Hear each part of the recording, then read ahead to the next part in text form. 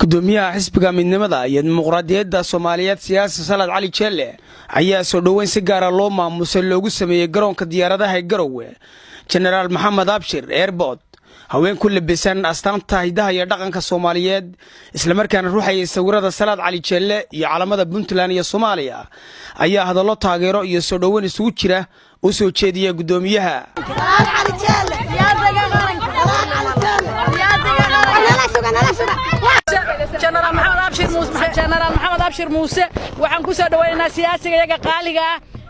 Salaad Cali Jeelle iskama soo dhaweyn laablakac maaha riwaayad ma dhigayno cod nagama iibsan waxaan u doonayn muwaadinimadiisa iyo sharaftiisa iyo midnimada Soomaaliya iyo qiimaha uu leeyahay baan Salaad ku soo dhaweynaynaa Salaad xisbigiisa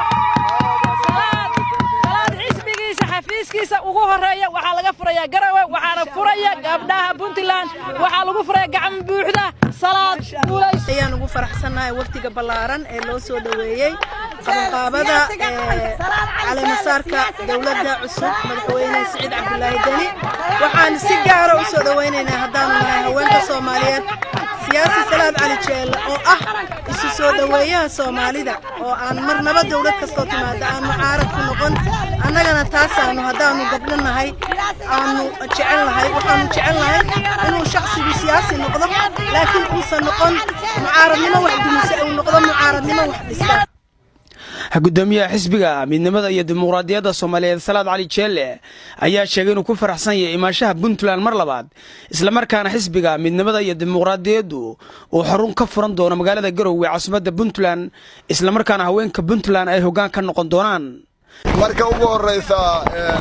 aad iyo aad aan ugu faraxsanahay imaatinka Puntland iyo waliba ubaxa nagu soo dhaweeyay garoonka International Garowe oo maanta maalintii la furayana aan ka qayb galnay waxaan marka leenahay dawladda cusub iyo dadka reer Puntland iyo guud ahaan Soomaaliya waxaan u rajaynaynaa guul waxaan u rajaynaynaa waxaan rajaynaynaa inay mustaqbalka dhow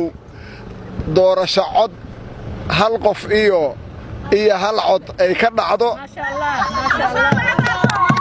taasoo aan halkaan ka furi doono xisbiga midnimada iyo dimuqraadiyadda oo runtii Puntland taageero lixaad leh ku leh waxaana rajaynaynaa inay gabdhuhu hoggaamiyaan hadda wasiirkii dastuurkana waa kan oo isaguna dhammaystiraya siyaasaddu mar hadday dimuqraadiyad ay tahay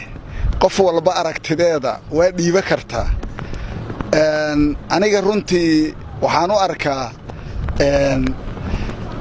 kala aragti duunaanaan u arkaa dadka kuwa marka waxaa iska jira adiga wax la yiraahdo imaa kara canaasiir oo markaas dawladda u arki kara ama u majaxaabi karo si qaldan iyagoo markaas danta guud aan ka fikirayn kuwaasna yacaa la leeyahay kuwa dimuqraadiyadda aaminsanna welkamaa la leeyahay maaha markii ugu horeysay oo Salaad Cali Jeelle yimaada Puntland oo sidoo kale soo dhaweyn noocan oo kala loogu sameeyo Cabdiqani Axmed Maxamed Fantastic Telefishinka RTN Garowe